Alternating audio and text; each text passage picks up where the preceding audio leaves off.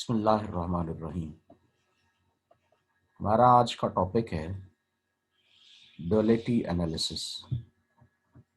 Paper में note लिखने के हवाले से ये टॉपिक ख़ास अहमियत का हामिल है।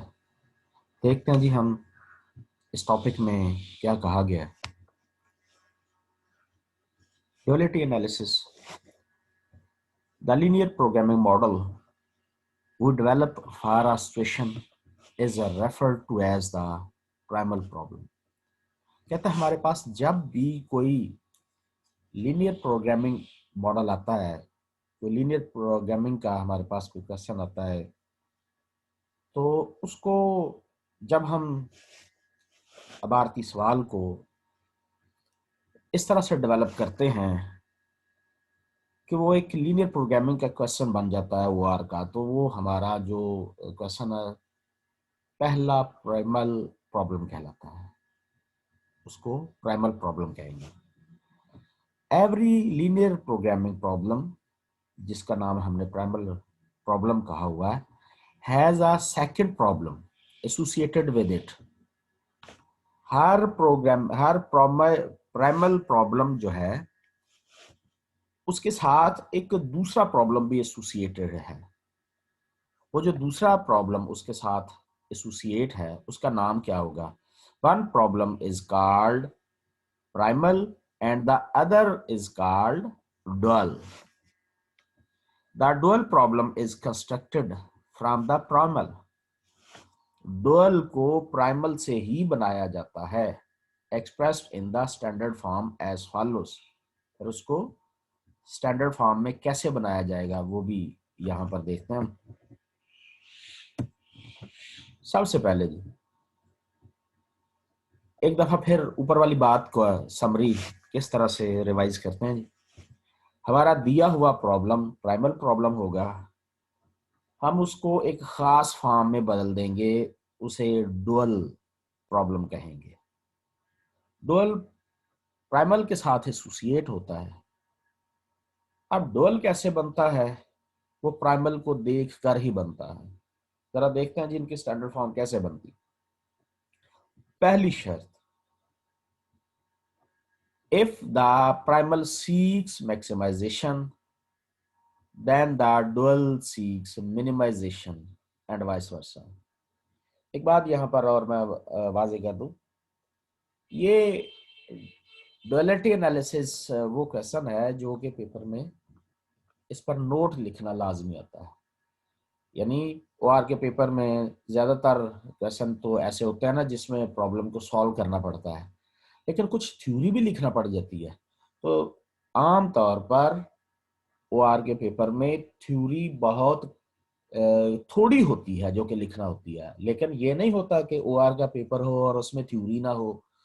तो वो गिने चुने जो सवाल थ्योरी में शामिल होते हैं, जैसे को कोई एल्गोरिदम लिखना होता है या फिर इस तरह के होते हैं जिसमें कुछ सेंसिटिविटी एनालिसिस है या ड्यूअलिटी एनालिसिस है।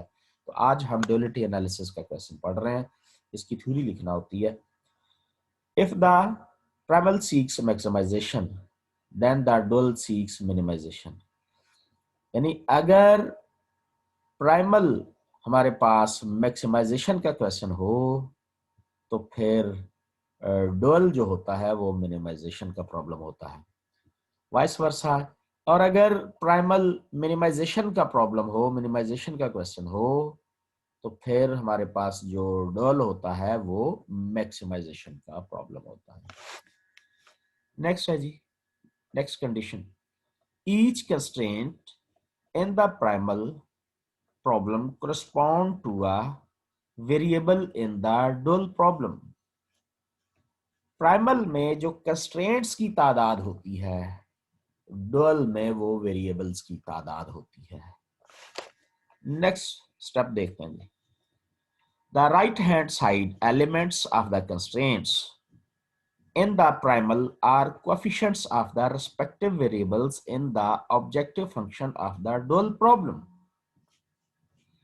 हमारे पास कंस्ट्रेंट्स की जो राइट साइड होती हैं वहां पर जो कांस्टेंट्स या नंबर आ रहे होते हैं वो डुअल में ऑब्जेक्टिव फंक्शन का हिस्सा बनते हैं, वेरिएबल्स के कोएफिशिएंट्स बन जाते हैं। ये बात किसमें, तीसरे पॉइंट में कही गई। नेक्स्ट फोर्थ पॉइंट में, each variable in primal corresponds to the constraint in the dual problem। हमारे पास प्राइमल में जो वेरिएबल्स हैं, नंबर ऑफ वेरिएबल्स हैं, डुअल में वो नंबर ऑफ कंस्ट्रेंट्स बन जाते हैं। जरा इस बात को फिर से, पीछे भी जो ये जो दूसरी हमने कंडीशन पढ़ी थी उस वहां पर, और ये जो हमने भी फोर्थ पढ़ी है, दोनों को जरा मिलाकर पढ़ते हैं। दूसरी में हमने ये पढ़ा कि each constraint in the primal correspond to a variable in the dual problem. Primal में जितनी कंस्ट्रेंट होती हैं डुअल में उतने वेरिएबल बन जाते हैं। फोर्थ में हम क्या कह रहे हैं कि प्राइमल में जितने वेरिएबल होते हैं डुअल में उतनी कंस्ट्रेंट्स बन जाती हैं। पांचवा क्या है जी, the constraint coefficients of a primal variable form the left side coefficients of the corresponding dual constraints। जो हमारे पास प्राइमल में कंस्ट्रेंट्स के कोएफिशिएंट्स होते हैं वो हमारे पास डुअल की कंस्ट्रेंट्स के कोएफिशिएंट्स बन जाते हैं। छठे में क्या है जी, if dual seeks maximization then its constraints will be of less than type। यानी अगर डुअल जो है वो मैक्सिमाइजेशन का बन रहा है तो फिर उसकी कंस्ट्रेंट्स कैसी होनी चाहिए, उसकी कंस्ट्रेंट्स लेस देन टाइप होनी चाहिए। इफ इट सीक्स मिनिमाइजेशन, अगर डुअल में वो मिनिमाइजेशन का प्रॉब्लम बन रहा है then the constraint will be of the type greater than. इस बात का ख्याल रखना भी जरूरी है। सेवंथ कंडीशन क्या है जी हमारे पास ड्युअलिटी एनालिसिस में? सेवंथ कंडीशन है objective coefficients of the primal variable become the right hand side of the corresponding dual constraints। हमारे पास प्राइमल जो प्रॉब्लम है उसमें ऑब्जेक्टिव फंक्शन के कोएफिशिएंट्स होंगे वो डुअल की कंस्ट्रेंट के राइट हैंड साइड बन जाएंगे। ये 7 कंडीशंस हैं जिनको फुलफिल करके एक प्राइमल प्रॉब्लम को डुअल प्रॉब्लम में चेंज कर दिया जाता है। Here these are 7 conditions to be fulfilled। Note, a dual variable corresponding to an equality constraint in the primal is unrestricted in sign। दोबारा से देखते हैं, a dual variable corresponding to an equality constraint in the primal is unrestricted in the sign। अगर dual problem में कोई variable equality में आता है तो वो फिर प्राइमल में अनरिस्ट्रिक्टेड साइन बनेगा, अनरिस्ट्रिक्टेड होगा वो। Conversely when a primal variable unrestricted in sign its dual constraint is a equation. अगर डुअल में अनरिस्ट्रिक्टेड है तो प्राइमल में, डुअल में इक्वालिटी में आ रहा है तो प्राइमल में अनरिस्ट्रिक्टेड होगा, और अगर प्राइमल में अनरिस्ट्रिक्टेड है तो वो डुअल में इक्वेशन में आएगा। ठीक है जी, ये हमने जरा वेरिएबल को देख लिया साइन के हवाले से। अब ये हमारे पास डुअलिटी एनालिसिस का प्रोसीजर तमाम हुआ। अब हम बढ़ गए हैं प्रॉब्लम में, तो प्राइमल को डुअल में चेंज करने का तरीक़ाकार, और ये क्वेश्चन भी पेपर में आता है कि प्राइमल को डुअल में चेंज करके दिखाइए। ये हमारे पास प्रॉब्लम है जी, primal problem. Objective function maximization का है, z equal 5x1 plus 12x2 plus 4x3। Maximization का प्रॉब्लम है, कंस्ट्रेंट्स है जी x1 plus 2x2 plus x3 less than equal 10। और दूसरी 2x1 minus 2x2 plus 2x3 equal 8। इसमें अब तीनों वेरिएबल्स जो कि पॉजिटिव हैं। ठीक है जी। इसी प्राइमल को स्टैंडर्ड फॉर्म बनाते हैं। जब स्टैंडर्ड फॉर्म में बनाएंगे तो ये देखिए, जो पहली कंस्ट्रेंट आई थी हमारे पास वो लेस देन टाइप है और दूसरी कंस्ट्रेंट इक्वालिटी में है। जो लेस देन टाइप है उसमें हमें सरप्लस वेरिएबल ऐड करना पड़ेगा या स्लैक वेरिएबल ऐड करना पड़ेगा। तो एक x4 उसमें ऐड किया, वो भी इक्वालिटी में चेंज होगी। ठीक है।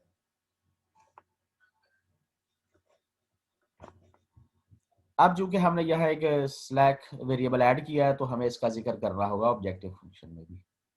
ये बन गई जी, स्टैंडर्ड फॉर्म बन गई। तो x1 x2 x3, अब x4 भी इसमें शामिल हो गया। ये हमारे पॉजिटिव वेरिएबल है। अब जरा इसका डुअल प्रॉब्लम बनाते हैं। हम ये बात जानते हैं कि जितनी कंस्ट्रेंट्स की तादाद होती है उतनी यहां वेरिएबल्स की तादाद होगी। कितनी कंस्ट्रेंट है जी प्राइमल में? प्राइमल में there are two constraints in the problem. There are two constraints in the primal problem. It's okay, दो कंस्ट्रेंट्स। और ऑब्जेक्टिव फंक्शन बनाते हुए इन कंस्ट्रेंट्स के राइट हैंड साइड को देखा जाता है। ये 10 कोएफिशिएंट बनेगा। पहले वेरिएबल, दो कंस्ट्रेंट्स है, दो वेरिएबल, 10y1 बन गया। फिर इधर राइट हैंड साइड पे 8 है तो ये हमारे पास 8y2 बन गया प्लस 8y2। तो ऑब्जेक्टिव फंक्शन हमने सब इससे भी पहले बात, अव्वलीन बात जो थी वो ये थी कि प्राइमल मैक्सिमाइजेशन का था, अब डुअल मिनिमाइजेशन का होगा। ये देखिए, ये मैक्सिमाइजेशन है प्राइमल मैक्सिमाइजेशन का और ये डुअल मिनिमाइजेशन का स्क्रीन पे आप मुलाजा कर रहे हैं। और अब जो इसका जो ऑब्जेक्टिव फंक्शन बनेगा वो, इसमें ऑब्जेक्टिव फंक्शन में दो वेरिएबल आ रहे। क्यों? क्योंकि प्राइमल में दो कंस्ट्रेंट्स थी। अब इस कोएफिशिएंट को मिलाइए, 10y1 प्लस 8y2, ये हमारा ऑब्जेक्टिव फंक्शन बन गया जी। ठीक है जी। अब अगली बात करते हैं। हमारे पास प्राइमल में वेरिएबल 3 थे। प्राइमल में गिवन वेरिएबल कितने थे? यूज्ड वेरिएबल पहले कितने थे? स्टैंडर्ड फॉर्म में लिखने से पहले कितने थे? 3 वेरिएबल थे। लेकिन फिर इसमें एक स्लैक वेरिएबल भी शामिल हुआ। वेरिएबल्स की तादाद कितनी हो गई? There are 4 variables. इसका मतलब है, तो हमने वहां कंडीशंस जब पढ़ी थी तो ये बात हमने पढ़ी थी कि प्राइमल में जितने वेरिएबल होते हैं डुअल में उतनी कंस्ट्रेंट बन जाती हैं। प्राइमल में कितने वेरिएबल? 4। डुअल की कंस्ट्रेंट्स कितनी? 4। It's okay. अब हम जरा बनाते हैं जी कंस्ट्रेंट्स।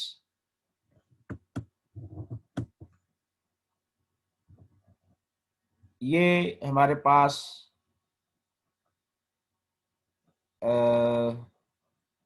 y1 के कोरस्पॉन्डिंग है और ये y2 के कोरस्पॉन्डिंग है। ठीक है जी। पहली कंस्ट्रेंट पहले वेरिएबल के लिए होती है, दूसरी कंस्ट्रेंट दूसरे वेरिएबल के लिए होती है। ठीक है जी।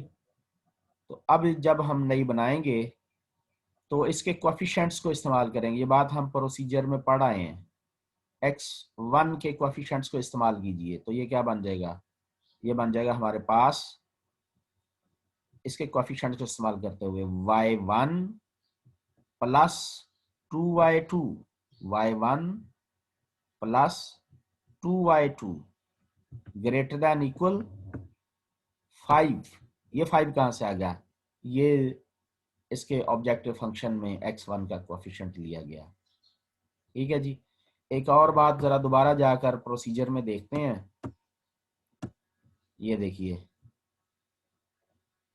ये बात हमने देखी है। If dual seeks maximization then its constraint will be of type less than. अगर डुअल हमारा मैक्सिमाइजेशन का हो तो उसकी कंस्ट्रेंट्स लेस देन टाइप बनती हैं। और अगर डुअल मिनिमाइजेशन का हो तो उसकी कंस्ट्रेंट्स ग्रेटर देन टाइप बनती हैं। यही बात कि हम जो अब क्वेश्चन सॉल्व कर रहे हैं उसमें हमारे पास ये ग्रेटर देन टाइप आ रही हैं, इसलिए कि ये अब मिनिमाइजेशन का है तो इसमें ग्रेटर देन टाइप आएगी। लो जी पहली इक्वेशन जरा फिर से हम बनाते हैं। ये पहली कंस्ट्रेंट y1 वेरिएबल के लिए, दूसरी कंस्ट्रेंट y2 वेरिएबल के लिए। ठीक है जी। तो यहां पर जो x1 है इसके लिए इक्वेशन 1 बनेगी, x2 है वो डुअल की दूसरी कंस्ट्रेंट बनाएगा, x3 है वो डुअल की तीसरी कंस्ट्रेंट बनाएगा, और जो x4 है वो डुअल की आखिरी कंस्ट्रेंट बनाएगा। चले जी पहली कंस्ट्रेंट, ये पहली constraint y1 plus 2y2 greater than equal 5, वो अभी हमने देखा 5 ये कोएफिशिएंट आया। अब अगली बात करते हैं जी, दूसरी constraint 2y1 minus y2, 2y1 अगली कंस्ट्रेंट बन रही है, डुअल की कंस्ट्रेंट यहां से जन्म लेगी। 2y1 माइनस y2 ये आपको नजर आ रही है इस वक्त, ये देखिए 2y1 माइनस y2 और ग्रेटर देन इक्वल 12, ये कहां से लिया गया, ये यहां से, ये देखिए अगली के लिए 4 आएगा, अगली के लिए 0 आएगा। नेक्स्ट कंस्ट्रेंट हमारे पास 3y1 sorry y1 plus 3y2, y1 plus 3y2 greater than equal 4, वो सबसे नीचे ये है जी।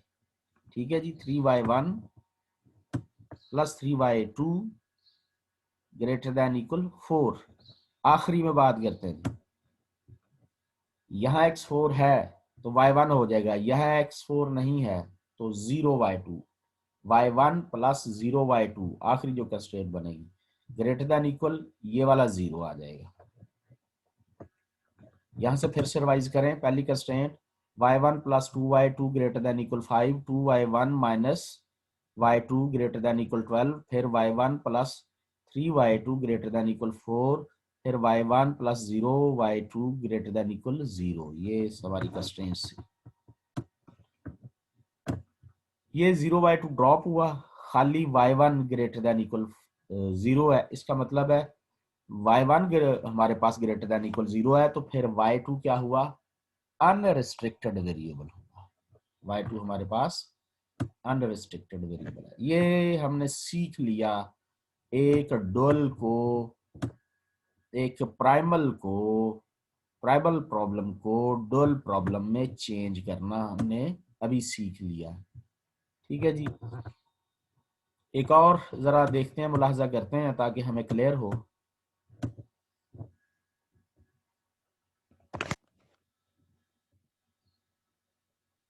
प्राइमल प्रॉब्लम है। अच्छा, ये जो आज कमेंट सेक्शन में आपने जाके डेफिनेशन लिखनी what is the primal problem, फिर दूसरी डेफिनेशन लिखनी what is the dual problem, और तीसरी जो चीज़ आपने वो प्रोसीजर लिखना है जी पूरा, चूंकि ये प्रोसीजर बहुत इंपॉर्टेंट है, अक्सर बेशतर हमेशा ही ये पेपर का हिस्सा होता है। क्या लिखेंगे, how can, what is the procedure to change the primal problem into the dual problem. जो इसकी कंडीशंस हैं, कितने प्रोसीजर के स्टेप्स हैं, yes 7 steps.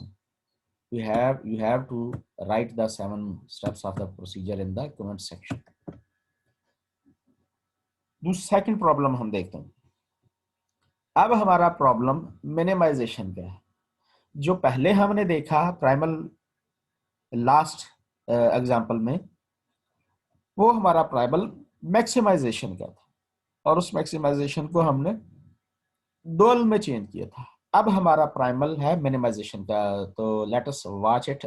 z equal 5x1 plus 12x2 plus 4x subject to constraints. ये दो कंस्ट्रेंट्स हैं जी हमारे पास, x1 plus 2x2 plus x3 less than equal 10, और 2x1 minus x2 plus 3x3 equal 8।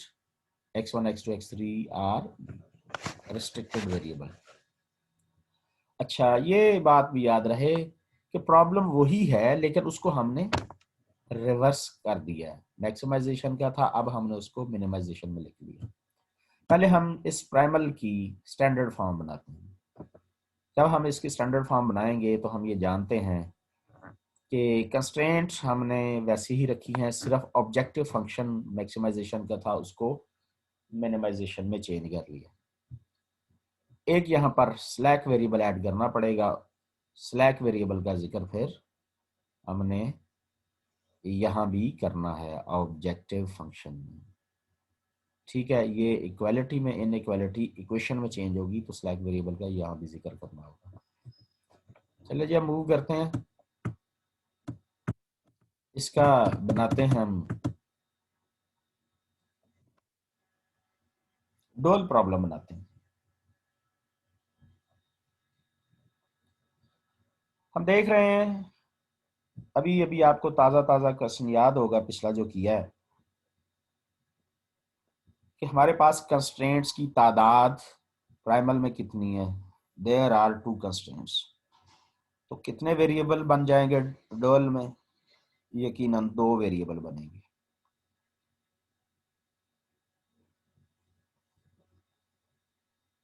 वो जो 2 वेरिएबल बनेंगे उनको कोएफिशिएंट्स कहाँ से मिलेंगे?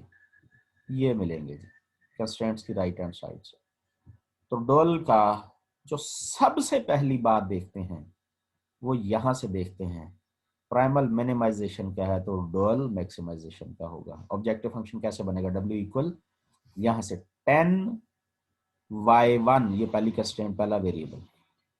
जितनी कंस्ट्रेंट्स की तादाद होगी प्राइमल में, डुअल में उतनी वेरिएबल की तादाद होगी। 8y2 प्लस 8, ये ऑब्जेक्टिव फंक्शन बना। अब कंस्ट्रेंट्स बनाते हैं, जितने इधर वेरिएबल होते हैं उतनी उधर कंस्ट्रेंट बनती है। ठीक, अब इधर हमारे पास कितने वेरिएबल हैं जी? इसमें हमारे पास नंबर ऑफ वेरिएबल्स 4 है, तो लाभाला 4 हमारे पास यहाँ पर डुअल में कंस्ट्रेंट्स बन जाएंगी। चलें चेक करते हैं जी। पहली कंस्ट्रेंट, अच्छा ये अब मैक्सिमाइजेशन का है डुअल प्रॉब्लम, तो इसमें ग्रेटर देन इक्वल टाइप बनेगी कंस्ट्रेंट्स या लेस देन इक्वल टाइप बनेगी? यस, ये हमने प्रोसीजर में ये बात पढ़ी हुई है। जब डुअल मैक्सिमाइजेशन का हो तो उसकी कंस्ट्रेंट्स लेस देन टाइप बनती हैं, ये बात याद रखना जरूरी है। और अगर डुअल में प्रॉब्लम मिनिमाइजेशन का हो तो उसकी constraints greater than equal type बनती है।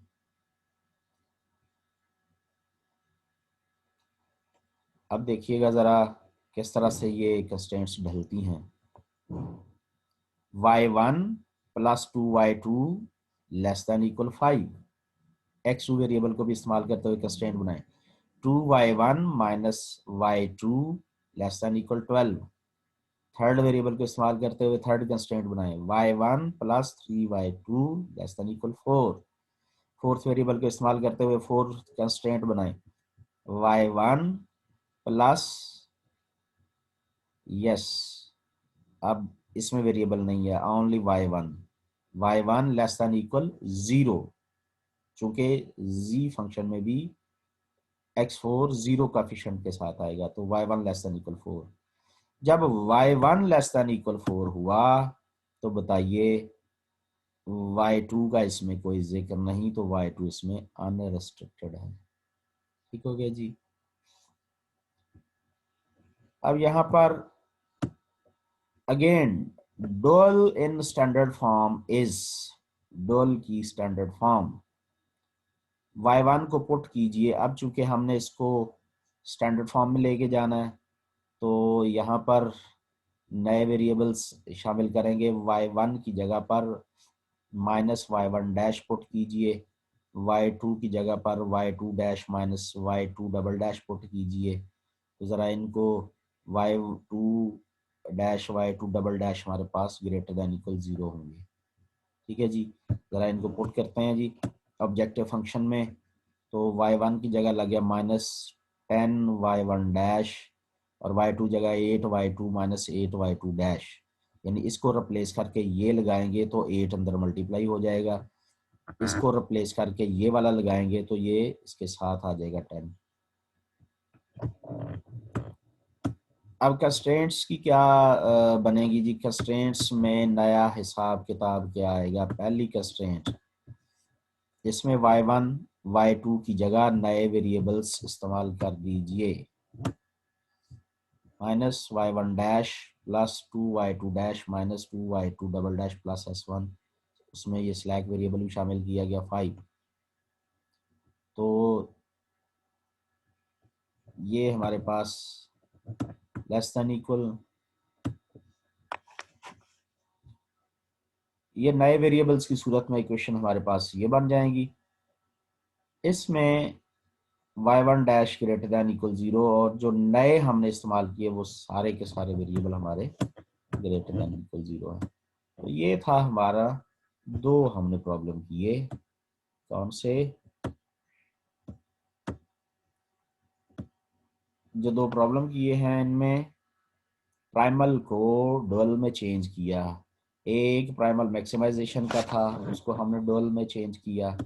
फिर एक प्राइमल हमारा मिनिमाइजेशन का, उसको डुअल में चेंज किया। तो प्राइमल को डुअल में चेंज करने का अच्छी प्रैक्टिस होनी चाहिए और ये है वो प्रोसीजर। तो आज के क्वेश्चन आपने नोट फरमाए। आपने पहला क्वेश्चन जिसमें duality what is duality analysis ये लिखना है कमेंट सेक्शन में जाके। दूसरा आपने primal what is primal problem, ये दूसरा क्वेश्चन। तीसरा होगा व्हाट इज डुअल प्रॉब्लम। और फोर्थ में आपने ये 7 स्टेप्स का प्रोसीजर लिखना है जिसमें आपने ये बताना है what is the procedure 7 steps का, how to change a primal into dual problem. ठीक है जी। तो हम ये आज के लिए इतने रखते हैं, कल को इंशाल्लाह इनका रिलेशनशिप भी पढ़ेंगे। Thank you very much. अल्लाह हाफिज़।